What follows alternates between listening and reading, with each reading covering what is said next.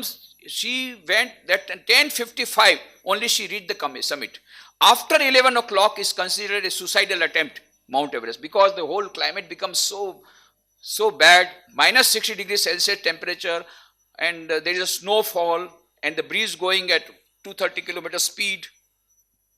So nobody can go. Now this Englishman saw that weather is completely gone, very bad. So he cannot go there because otherwise he will die. So he left his attempt of going up. He was carrying 2 cylinders. Now since he was not going up, he doesn't need to. It was very heavy.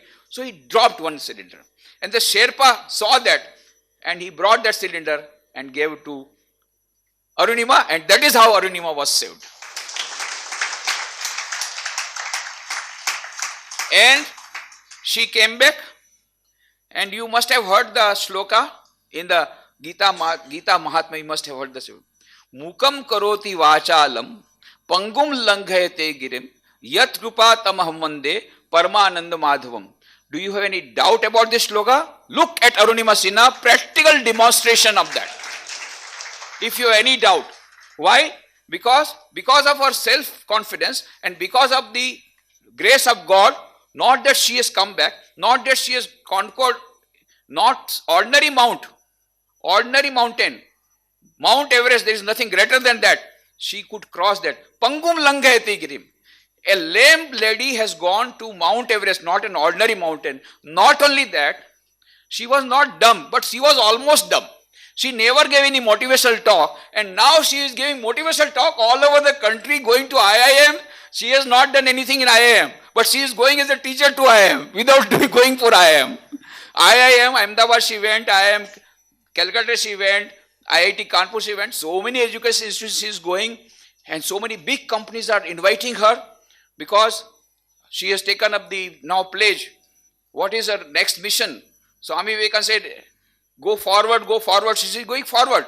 She said, there are so many Arunimas like me who are not going forward because of lack of facilities. So she wants to create an international academy for them, for which she is taking money from the companies. Companies are giving her charges for motivational talk, and she is collecting fund for her international academy. 16 crore project. Today she said now she has increased. It has gone to 25 crore project. Already she has purchased the land near Lucknow.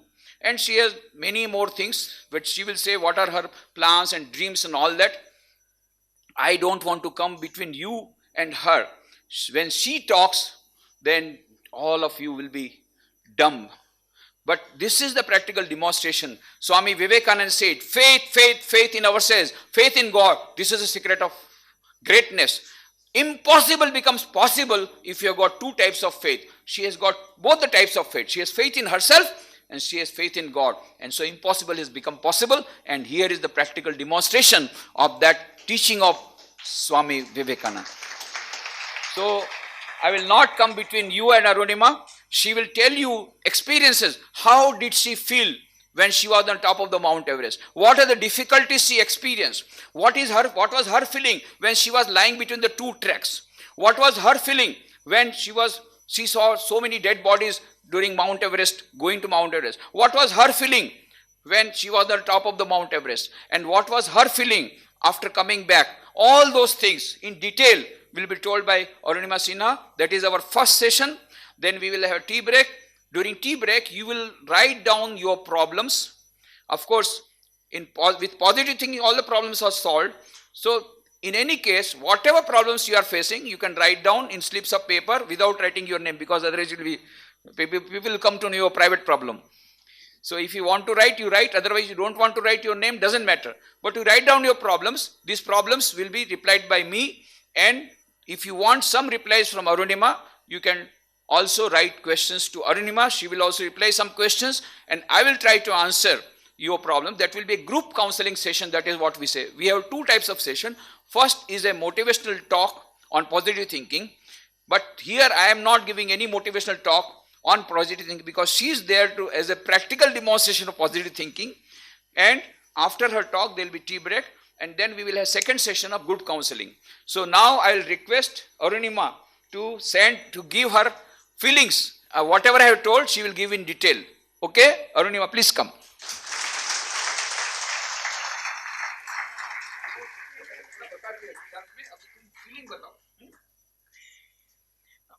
आदरणीय महाराज जी और यहाँ पे उपस्थित आप सभी लोग, मेरा सप्रेम नमस्कार।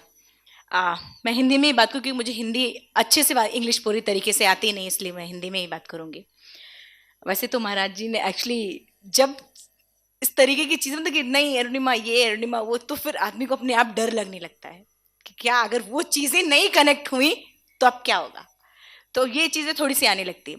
वैसे तो महाराज जी ने बहुत कुछ बताया है, एक एक पल सच है ये कि कहीं से कोई किताब की बातें नहीं है। एक एक पल जो जिंदगी मैंने जी है वो पल, एक एक पल जो महाराज जी ने सुना है, वो चीजें महाराज जी ने बताई। मुझे 2011 में चलती ट्रेन से कुछ बदमाशों ने बाहर फेला। रेलवे ट्रैक पे जब हम पड़े थे, जैसा कि महाराज जी ने बोला कि दो ट्रैक के बीच में जब मुझे उन्होंने बाहर फेंका, दोनों ट्रेनें बहुत तेज की। इत्तेफाक ये था कि चाहे मेरा दुर्भाग्य था या कुछ भी था, उसी समय दूसरे ट्रैक से ट्रेन आई थी, उसमें टकराए, फिर नीचे गिरे। मुझे भी नहीं पता कि मेरा पैर कौन सी ट्रैक में गया, कौन सी ट्रेन में गया। दोनों ट्रेनें जब चली गई, हम ऐसे करके उठने की कोशिश कर रहे हैं, हम उठ ही नहीं पा रहे हैं।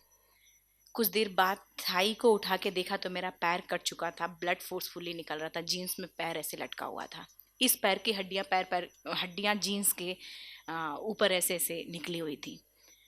तब मुझे लगा कि मैं नहीं चल सकता, मेरा ब्रेन कॉन्शियस एकदम काम कर रहा था।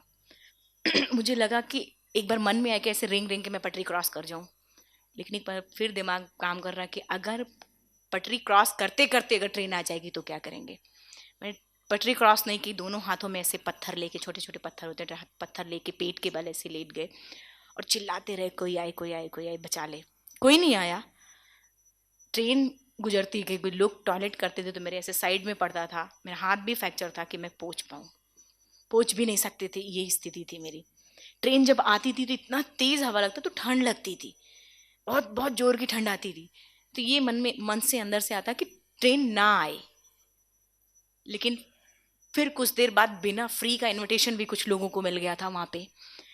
ट्रैक पे छोटे छोटे चूहे थे, मेरा जब तक बॉडी मूवमेंट था तब तक तो नहीं, ट्रैक पे जब छोटे छोटे चूहे थे, मेरे कटे हुए पैर पे आके ऐसे ऐसे काट, मेरे आंख से आंसू निकल रहा था, फिर भी हम कुछ कर नहीं पा रहे थे। ऐसे ही पड़े रहे कि हिला भी नहीं सकते थे। मन से आवाज आती है भगवान ट्रेन भेजो, क्योंकि वो वाइब्रेट जब होता था तो वो चूहे चले जाते थे। लगातार ऐसे ही पूरी रात चलता रहा। करीब 1-1:30 बजे की घटना है। लगातार यही चलता, फिर सुबह गांव वालों ने उठाया, हॉस्पिटल पहुंचाया, एनेस्थीसिया होगा, बिना एनेस्थीसिया को सब पैर काटा गया। वो सब कुछ तब भी ठीक ठाक था। केजीएमसी में 2 दिन बरेली, बरेली के बाद केजीएमसी ट्रॉमा सेंटर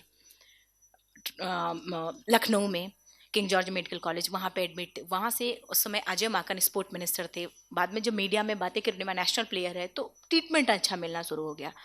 वहाँ से मुझे एम्स में ला के गया।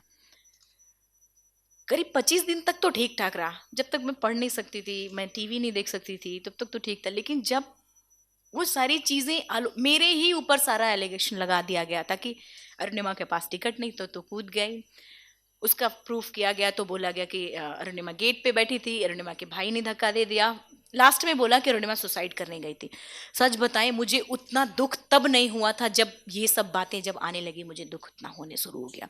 हम टूट चुके थे पूरी तरीके से। जिस घर की लड़की का, एक जवान लड़की का पैर कट चुका, उसके परिवार की क्या स्थिति होगी या उस लड़की की क्या स्थिति, सिर्फ अंदाजा लगाया जा सकता है।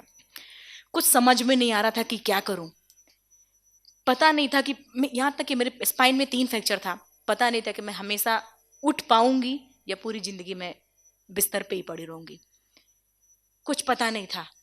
लेकिन ये सब बातें जब आने लगी, हम एकदम टूट गए थे। मन में अपनी बातें हम चिल्ला चिल्ला के लोगों से कह रहे थे, लेकिन कोई उन चीजों को सुन नहीं रहा था, क्योंकि वो इतनी बड़े लेवल से बातें हो रही थी। कोई नहीं सुन रहा था। हॉस्पिटल के बेड पे ये डिसाइड किया कि ठीक है, आज आपका दिन है, जितना चाहो बोल लो, कल मेरा दिन आने वाला है। क्योंकि आज आपका, क्योंकि जैसे देखिए, हम मेन टॉपिक है हमारा पॉजिटिव थिंक का। मेन चीज क्या होता है कि एक कोई जोक अगर हम आपको एक बार सुना दें, आप एक बार बहुत जोर से हंसोगे, दोबारा सुनाएंगे थोड़ा हंसोगे, नेक्स्ट टाइम सुनाओगे थोड़ा हो सकता है हंसो, लेकिन लास्ट टाइम आप बिल्कुल नहीं हंसोगे। उसी तरीके से अगर हमारे जीवन में प्रॉब्लम है, पूरे टाइम तो नहीं रह सकती। एक अगर प्रॉब्लम या फिर खुशी है, कोई कोई एक भी खुशी अगर आई है तो आप पूरी जिंदगी उससे खुश नहीं रह सकते। तो एक प्रॉब्लम की वजह से पूरी जिंदगी क्यों दुखी रहो? एक प्रॉब्लम की वजह से दुखी क्यों रहो भाई? क्यों? तो जो होना था वो तो हो चुका था, पैर कट चुका था, छिपकली की पूंछ की तरह मेरा पैर नहीं था कि वो बढ़ जाता। क्यों ना उसी जिंदगी में हम जीना सीख लें। सच जितना है उतनी जल्दी हम अपना लें, जितना अपने एक्सेप्ट कर लें कि अब मेरे पे था। या तो फिर हम रो रो के घुट घुट के जीते कि अरे मेरा पैर कट गया, मेरा पैर कट गया, मेरा पैर कट गया, या तो ये था कि पूरे दिलेरी से जियो, जो होगा, जो होना था वो चुका। हॉस्पिटल के बेड पे ही जब लोग ये सोचते हैं कि मुझे अपना जीवन यापन कर, नौकरी मिल रही थी, नौकरी करो, जीवन यापन करो, जहां तक सबका यही चीज आ भी रहा था। लेकिन क्या मैं अपना सेल्फ रिस्पेक्ट ला नहीं, अपना कॉन्फिडेंस ला नहीं पा रही थी मैं उस चीजों को। जहां चाह होती वहां राह मिल ही जाती है। अगर आप सच्चे मन से अपने गोल के प्रति ईमानदार हो तो कोई भी नहीं रोक सकता आपको पाने में। अगर आपका गोल आपका गोल आपका जुनून बन जाए, आपका पैशन बन जाए, आपका जिद बन जाए, लोग आपको आपके गोल के प्रति पागल बोलना शुरू कर दे, तब आप समझ लेना कि आप अपने गोल के प्रति बहुत करीब हो। तो मेरे साथ भी वही था, हॉस्पिटल के बेड में थे और उसी समय एक आर्टिकल आया, पढ़ा, और फिर भाई जी को मैंने बोला क्या मैं माउंटेनिंग नहीं कर सकती, क्या मैं एवरेस्ट लिए नहीं कर सकती? भैया को उनको भी एक कुछ दिखाई दिया कि हाँ अभी भी इसके अंदर है, कर सकती है। वहीं से मेरा माउंटेनिंग का शुरू हुआ। अभी कहने में और करने में बहुत अंतर था। स्पॉन्सरशिप, सही गाइडेंस में ट्रेनिंग लेना, लोगों को यकीन नहीं होता। हमारे साथ प्रॉब्लम क्या होती है कि हम जब तक एग्जाम्पल ना दे दे, लोगों को यकीन नहीं होता। सेम वही चीज़ वहाँ था। लोगों जब भी लोगों से बोला कि मैं माउंटेनिंग करना चाहती हूँ, ट्रेनिंग, बोले अरे अरुणिमा पागल हो गई हो, एक पैर में रॉड है, हड्डी जुड़ी नहीं है, और दूसरे पैर में प्रोस्थेटिक लेग है, और तुम माउंटेनिंग करने की बात कर रहे हो, नहीं हो सकता। कुछ लोगों ने यहाँ तक बोल दिया कि क्या है, लंगड़ी हो गई, दिमाग भी खराब हो गया। मुझे कभी दुख नहीं हुआ क्योंकि मैं एक्सेप्ट कर चुकी थी उस चीज को, कभी दुख नहीं। हाँ, उनसे एक चैलेंज जरूर मिला था। दो प्रकार की चीजें, जब आप कभी भी किसी लक्ष्य के प्रति आगे बढ़ते हो, दो प्रकार के लोग मिलते हैं आपको, एक आपके साथ होते हैं, एक आपके सीधा अपोजिट होते हैं। बार बार आपको बोलेंगे नहीं होगा नहीं होगा, आप वो तो नेगेटिव बोल ही रहा है। ये आपको सोचना है, आपका सोच कैसा है कि आपको सोचना है उस चीज़ों को कि आप उसको नेगेटिव में लेते हो या फिर एक चैलेंज में लेते हो। मैंने हमेशा उन बातों को एक चैलेंज में लिया कि ठीक है, आज आपने देखा नहीं इसलिए आप ऐसा बोल रहे हो, एक दिन हम मजबूर कर देंगे आपको कि आप मुझसे आकर ये बात बोलोगे कि हाँ अरुणिमा, तुम में वो बात थी कि तुमने कर दिखाया। आज यही होता है। हम एक छोटा सा बताऊंगी, मेरे एक फ्रेंड के पिताजी थे, उन्होंने भी इसी बात पे कुछ बोला था कि अरे नहीं माउंटेनिंग नहीं हो सकता, तुम, उसको भी इंटरेस्ट था, मेरी फ्रेंड को भी इंटरेस्ट था माउंटेनिंग करने में, तो उन्होंने मना किया कि उसको लेके मत जाना। मुझे बहुत ही अंदर से बहुत दुख हुआ था कि क्या है, मैं थोड़ी लेके जा रही हूँ, उसको भी इंटरेस्ट है इसलिए आई वो। बाद में जब एवरेस्ट सबमिट करके आई, उनके पास इतनी भी हिम्मत नहीं हो पा रही थी कि उस दिन वो आके मुझसे मिल पाए, क्योंकि इतनी भीड़ थी, वो पहुंच भी नहीं पा रहे थे मुझ तक।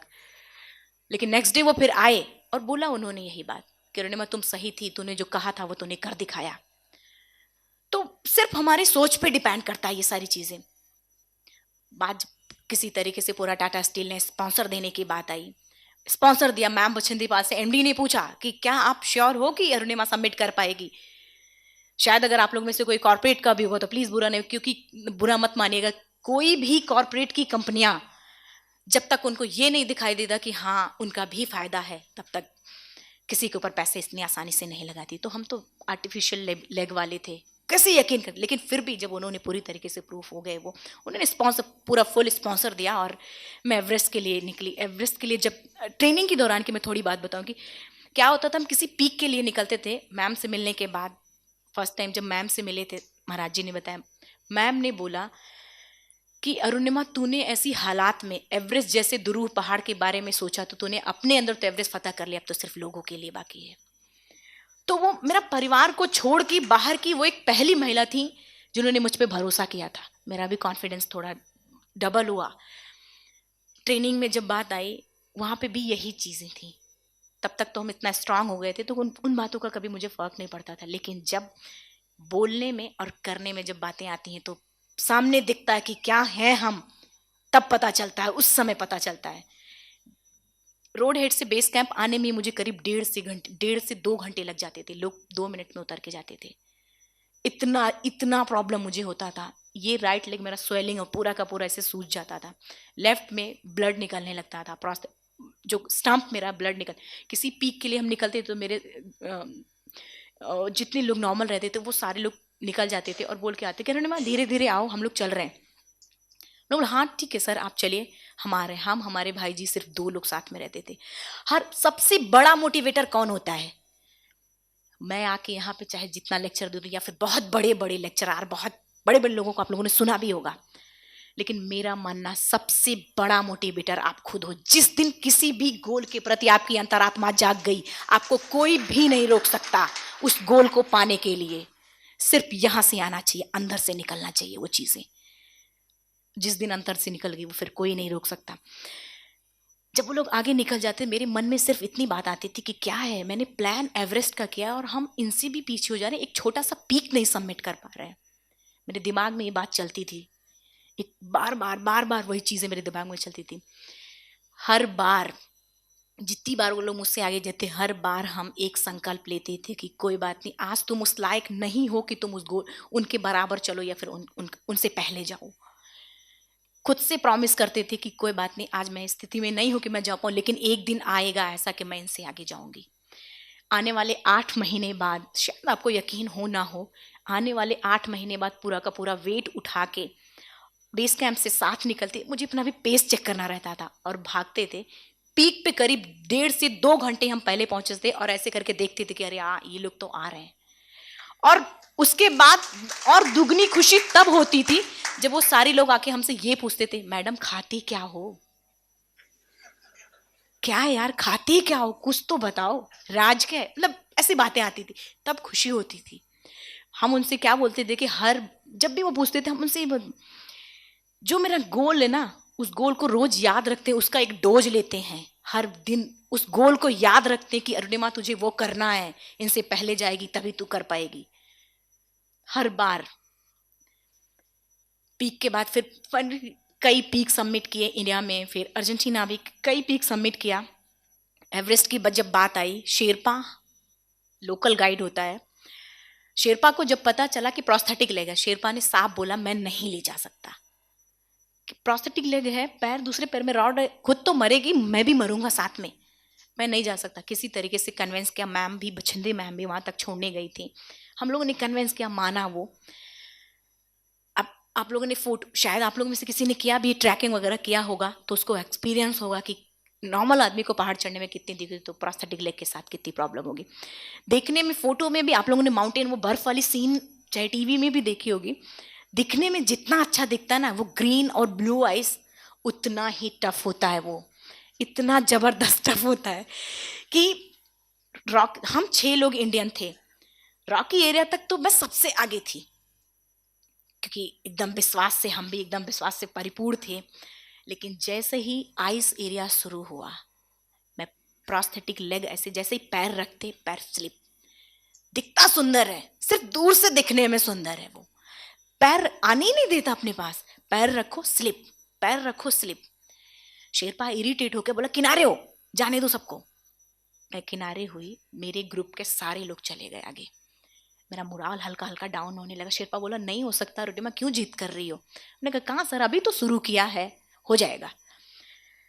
स्लोप था तब भी ठीक ठाक, गड़ा गड़ा के क्रैम्पोन, एक क्रैम्पोन होता है स्पाइस शू जैसे आप देखते हो, उसी तरीके से बड़ा बड़ा क्रैम्पोन कांटे जैसा स्नो बूट के नीचे में लगा दिया जाता है। गड़ा गड़ा के हम चल रहे हैं स्लोप पे, लेकिन जब स्टीप वॉल आ गया तब तो समझ में जाना कैसे इस पे, क्योंकि मैंने भी नहीं देखा था उतना। 21,000 तक 22,000 तक हम गए थे उसके पहले ट्रेनिंग में, लेकिन वो तो कभी देखा ही नहीं था। ये आइस वॉल है, इस पे चढ़ना है। मेरे ग्रुप के सारे लोग आगे जा चुके थे, समझ में नहीं आ रहा था मैं क्या करूं। शेरपा मुझे कह रहे अभी भी वक्त है, चलो वापस। नहीं नहीं नहीं नहीं, मैं चलती हूँ। फिर तुरंत स्टार्ट हो गए और चलना। लेफ्ट लेग से जब हम अपने पैरों से जब हम ऐसे मारते थे, हीट करके, क्रैम्पोन से हीट मार मार के ऐसे ऐसे करके चलते हैं, हीट करते थे। जैसे इस पैर में तो रॉड था तो बहुत पेन होता था, तब भी बर्दाश्त करते, लेकिन लेफ्ट लेग से जैसे हीट करते उसमें मेरा पैर ही मूव हो जाता था। पैर ऐसे मूव हो जाए, कभी कभी शेरपा वो चीज़ देखता रहता था, बोला अरुणिमा नहीं हो सकता, तुमसे मत करो जिद, मैंने कहा सर नहीं हो जाएगा, मुझे पता है कि मेरा पैर है, मैं जैसा चाहूंगी वैसा चलेगा, अपने मन का थोड़ी है कि अपने मन से चलेगा। वो रोप को पकड़ के अपने हाथ पे वेट लेके फिर से मारते, एक बार दो बार हीट करने पे तो वो नई बर्फ निकलता था, लेकिन 3 4 5 बार लगातार करने पे उसका बर्फ के कुछ कुछ पार्ट टूट जाते थे, तो टूट टूट के वहाँ होल ऐसा बन जाता, तब हम पैर रख रख के ऊपर जाते, इसीलिए मुझे बहुत ज़्यादा टाइम लगता था। कभी कभी तो इतना हुआ कि जोर से हीट मार दिया, टो हील पे आ गया और हील मेरा टो पे चला गया। शेरपा पागल हो जाता था कि क्या है तेरा पैर, क्योंकि वो भी पहली बार प्रोस्थेटिक लेग वाले के साथ में जा रहा था। बोला कि क्या है ये, हमने कहा कुछ नहीं कुछ नहीं, मैं जानती हूँ अभी वो सही कर लूंगी। मैं अपने आप को जुमार में एंकर करते थे, एक हाथ से पैर को सही करके फिर से सही करते थे, फिर चलते थे, क्योंकि विश्वास था मुझे खुद की ट्रेनिंग पे, अपने प्रोस्थेटिक लेग पे। हाँ ठीक है, थोड़ा सा परेशान जरूर कर रहा था, लेकिन उस पर विश्वास था मुझे, खुद पर, अपनी ट्रेनिंग पे, और सबसे ज्यादा ऊपर वाले पे भरोसा था मुझे।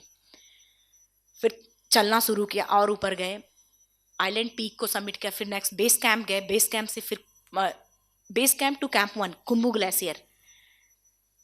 बहुत टफ है, एक पहाड़ को क्रॉस करो फिर जाओ फिर नीचे, कहीं कहीं ऐसे दरारें हैं कि वो सारे लोग जंप कर जाते थे, सारे लोग तो जंप कर लेते, मुझे जंप करने की बारी जब आती थी तो मैं जंप नहीं कर पाऊँ, डर लगता था कि कहीं ऐसा ना हो कि मैं फॉल हो जाऊँ, नीचे गिर जाऊँ।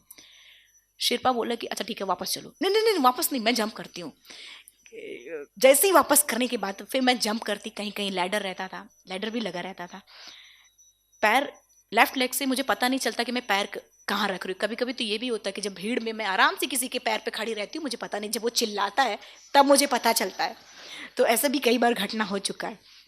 वहाँ पे भी यही होता कि लैडर था, तो लैडर पे पोल होती बीच बीच में, पोल पे रखने की बजाय मैं भी किनारे रख दूँ तो पूरा का पूरा फॉल, लेकिन एंकर रहते थे इसलिए वो फिर से ऊपर हम चढ़ के वहाँ पे थे। कई बार ऐसे हुआ।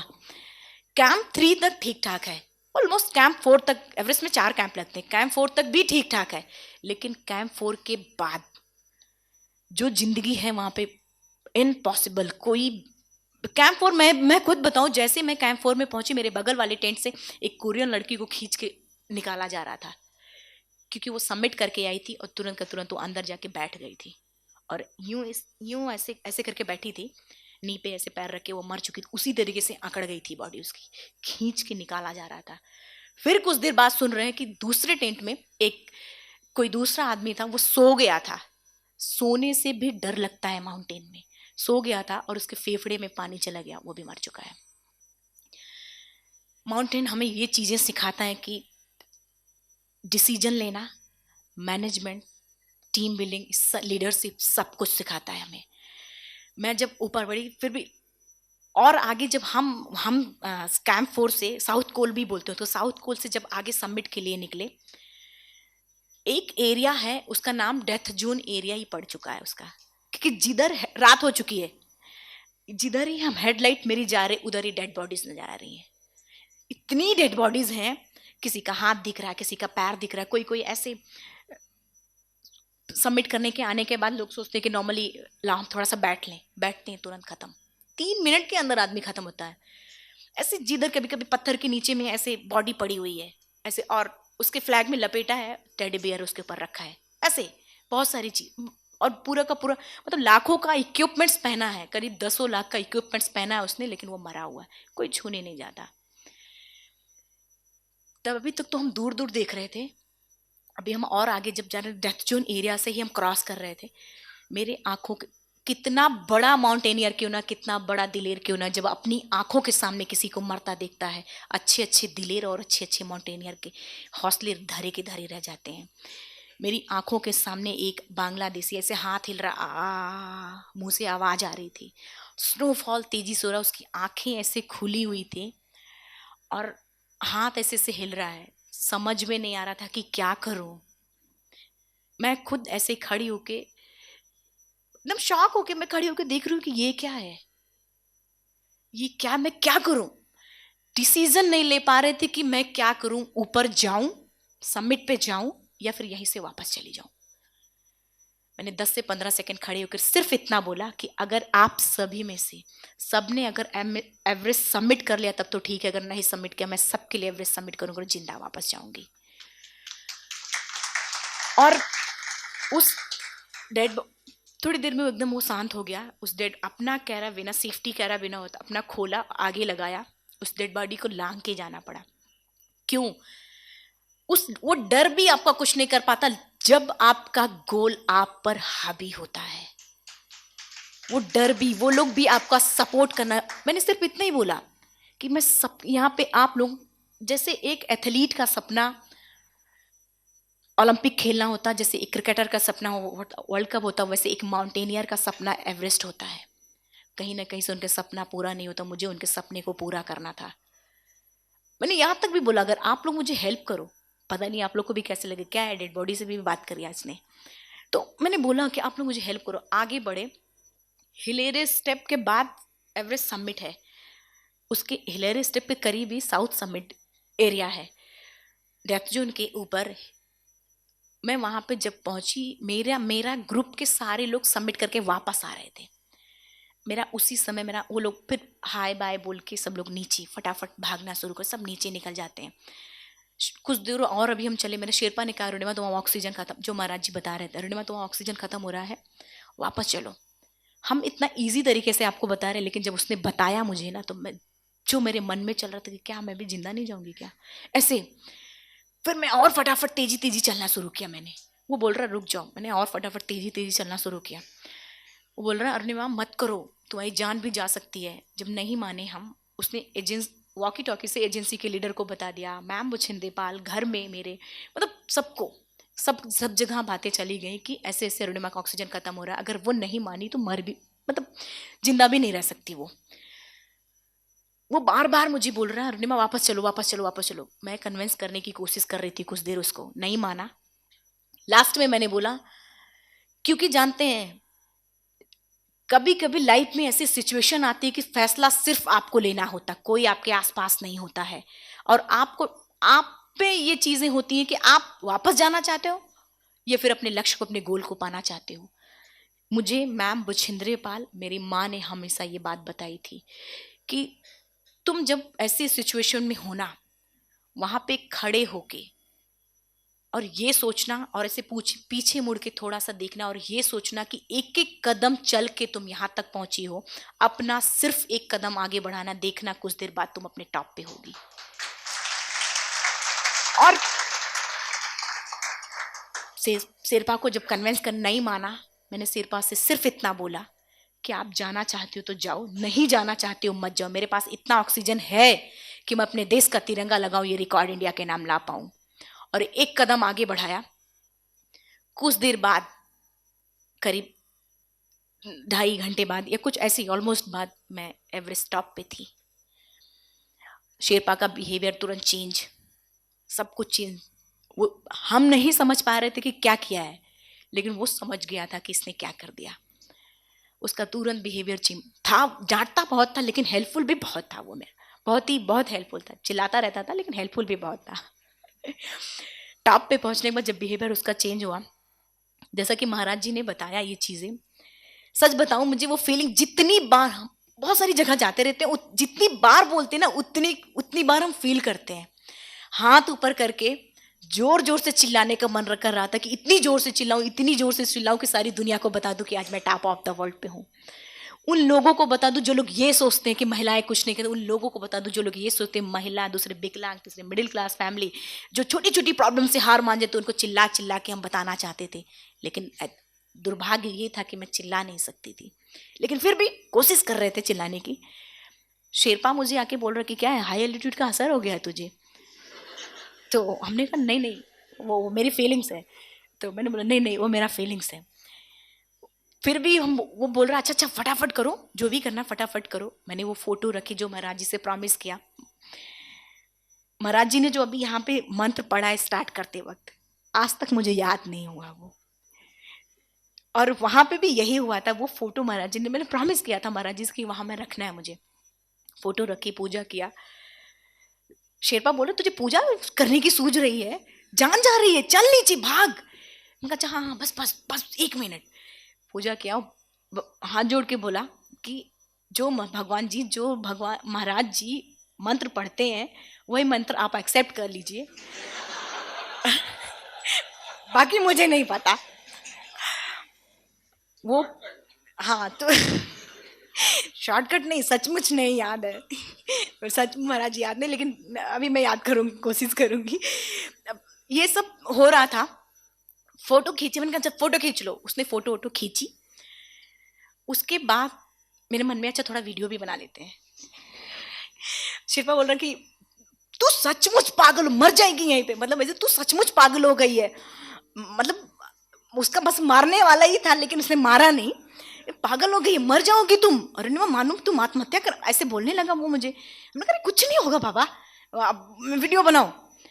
तो कैमरा मेरे पास, हम 5 पेयर बैटरी रखे थे, एक डिस्पोजल कैमरा, एक नॉर्मल कैमरा, मतलब कैनन का कैमरा अलग से, पूरे जेब में इधर उधर पूरा भर के रखा था कि अगर एक नहीं काम करेगा दूसरा करेगा, दूसरा नहीं तीसरा करेगा। इसलिए लेके गए थे क्योंकि वो मोमेंट लाइफ में पता नहीं दोबारा आएगा कि नहीं आएगा, इसलिए मैं उसको पूरे तरीके से समेटना चाहती थी। शेरपा बोला तू पागल हो गई, तुझे वीडियो बनाने की भी सूझ रही है, तू सचमुच पागल हो गई, हाई एल्टीट्यूड। अब वो खींच के हाथ पकड़ के मुझे खींचना शुरू कर, हमने कहा नहीं रुको। कैमरा ऑन किया, उसको पकड़ाया और बोला कि वीडियो बनाओ। आप लोग भी शायद सोचोगे कि, मतलब यहाँ तो बहुत हंसी आ रही है आप लोगों की, वो मुझे भी पता है, आप लोग भी सोचो कि सही में वो स्थिति में ये लड़की वीडियो बनाने की क्यों सोच रही थी। पता कहीं ना कहीं से मैं खुद इस बात को मान चुकी थी कि शायद मैं जिंदा ना जाऊं, क्योंकि 8848 की हाइट पे ऑक्सीजन मिलना असंभव होता है, इम्पॉसिबल, मिल ही नहीं सकता। शेरपा भी मुझे यही बार बार यही बातें करें, माँ चमत्कार नहीं होने वाला है कुछ, जल्दी जल्दी भागो।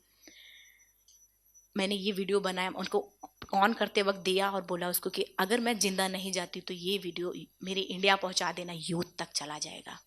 वो वीडियो में मैंने यही बात बोली है। और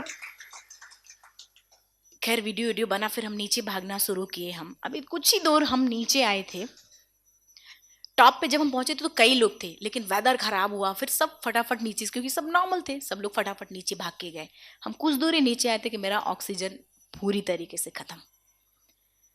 हम ऐसे नीचे गिर गए और ब्रीदिंग बहुत फास्ट होने लगी, मतलब जैसे तब पता नहीं आप लोगों ने देखा कि नहीं कि बिना ऑक्सीजन के आदमी कैसे तड़पता है, उस तरीके से मैंने भी किसी को देखा नहीं था, लेकिन वहां पे जब खुद पे बीती तो समझ में आया। ऐसे तड़पने लगे। शेरपा बोल रहा है तू बहुत बहादुर, मुझे यकीन नहीं था कि तू एवरेस्ट सबमिट कर पाएगी, लेकिन तूने किया। थोड़ा दूर नीचे चलो, रेस्क्यू आ जाएगा। हम तो उठ ही नहीं पा रहे थे, जैसे ही उठते नीचे गिर जाते, जैसे ही उठते नीचे गिर जाते थे। क्या करते, उठ ही नहीं पा रहे थे। उसी समय एक ब्रिटिश क्लाइंबर, महाराज जी ने जैसे ब्रिटिश क्लाइंबर नीचे से ऊपर आ रहा था, और उसके पास 2 ऑक्सीजन, सबके पास, मेरे पास भी 2 ऑक्सीजन सबके पास होता है, एक जाने के लिए होता है, एक आने के लिए होता है। मेरा लग गया था दोनों जाने में ही, मेरा जाने में ही दोनों लग गया था, यही कारण था, मेरा ऑक्सीजन फिनिश हो गया था। उसके पास, मेरे पास क्या था कि वो इसलिए रास्ते में से छोड़ दिया कि शायद उसके पास चांस था। लाइफ में गोल्ड चांस कभी कभी आता है। स्पॉन्सरशिप बहुत मुश्किल पे एक डिफरेंटली एबल्ड लड़की पे कोई किसी ने स्पॉन्सरशिप दिया था। शायद अगर मैं सबमिट नहीं करती तो मुझे दोबारा स्पॉन्सरशिप कभी नहीं मिलता। मेरे लाइफ का वो गोल्ड चांस था। हर किसी के पास गोल्ड चांस होता है, ये आप पे होता है कि आप उसको छोड़ देते हो या उसको समेट के रखते हो। मैं, अगर हम वापस आ भी गए हो तो शायद मुझसे कोई ये नहीं पूछता कि रुनिमा तू क्यों वापस आ गई, क्योंकि इतनी सारी प्रॉब्लम्स वहां पे थी। ऑक्सीजन खत्म हो रहा था, इतना इतना सब कुछ, हवा, ये बर्फबारी, सब कुछ था। लेकिन क्या हम कभी अपने आप को